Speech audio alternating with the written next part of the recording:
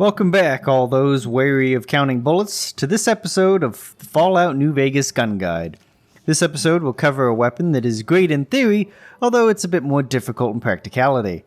The recharger rifle, not to be confused with the pistol, is the weaker of the two and worse in almost every way.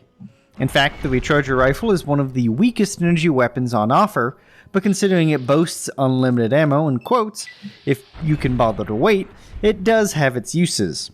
It accomplishes the incredible feat of infinite ammo through the use of a microfusion breeder. Based on the name and the nature of microfusion cells themselves, as well as some aspects of the weapon itself, we can make a conjecture on its inner workings.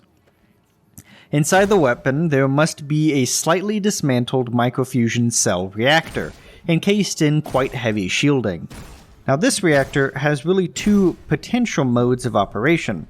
Firstly, it could produce voltage in the same manner as a space battery, also known as a radiothermic generator, or known shortly as an RTG. A version of the RTG generator is slow due to being dependent on decay.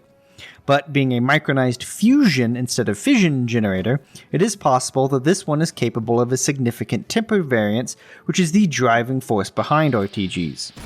The other option is that it slowly obliterates hydrogen from the air or in the weapon itself and generates free electrons. Either way, the weapon is heavily shielded to prevent a radiation death dose to those that use it.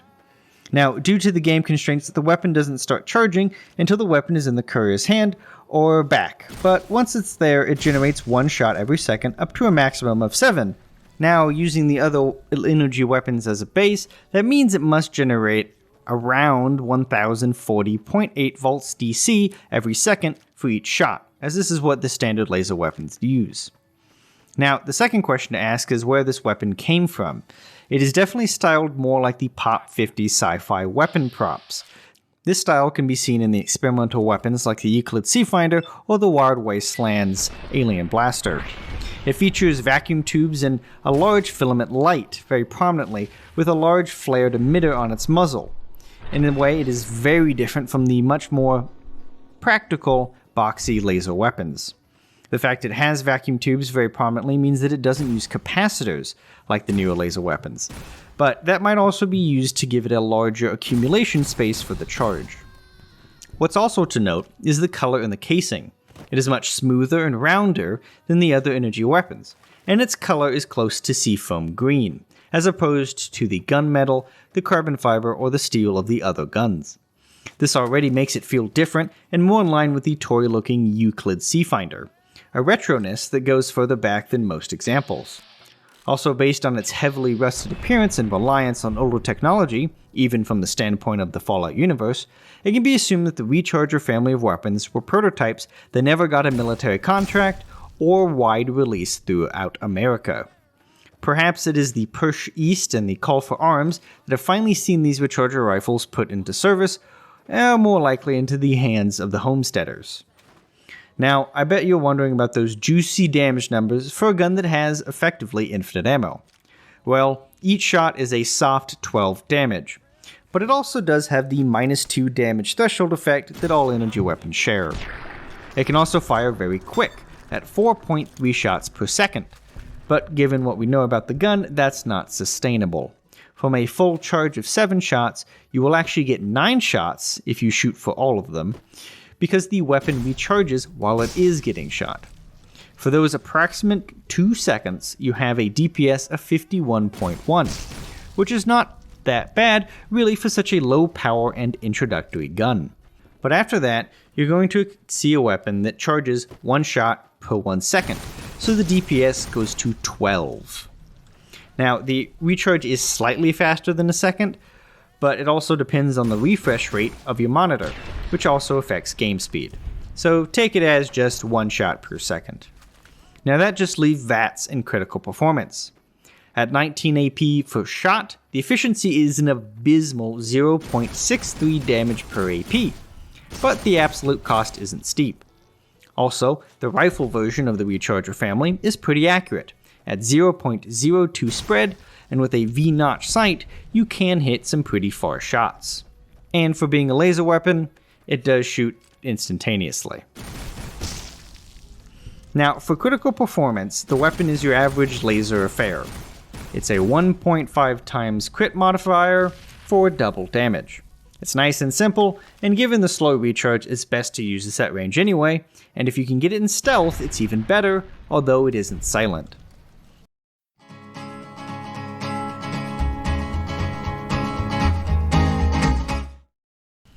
Now, despite the magic that's going on inside the case of the weapon, the recharger rifle is actually very simple to use, requiring absolutely no energy skill to manage effectively. Hence why it's good for the homesteaders, but with the heavy shielding of the reactor, probably, the weapon weighs a tremendous 15 weight. This unassuming weapon can easily fill your backpack, and it takes 5 strength to use. It is not for weaklings, but it can be for idiots.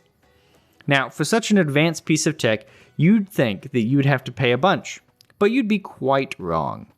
The recharger rifle is a paltry 250 caps for a pristine copy. Well, as pristine as they can be in the Mojave.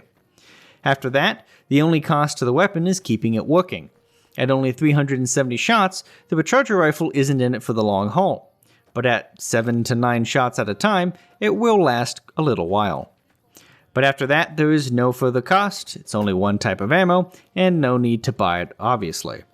This makes the recharger rifle one of the cheapest guns to own until it breaks, just above a silenced 22 pistol with plinking rounds. But half as much as a 22 if you use normal rounds. And with no mods to speak of, what you get is what you buy. Now, that quickly brings us to the unique section, and sadly there isn't any, unsurprising for what is in the end a niche weapon. But it does have a few walled spawns. For a low-level courier, below level 4, they can be found on a Bright Brotherhood follower, especially the one in the Good Springs Cave. The El Dorado gas and service station can have an example, but it is random. Obviously, the Van Graffs at the Silver Rush have one inside the walled space. But Chet and Good Springs, Blake at the Crimson Caravan Company, and Cliff and Novak can actually sell them. Actually, the Vinditron might be the hardest place to find this weapon than the small town of Good Springs.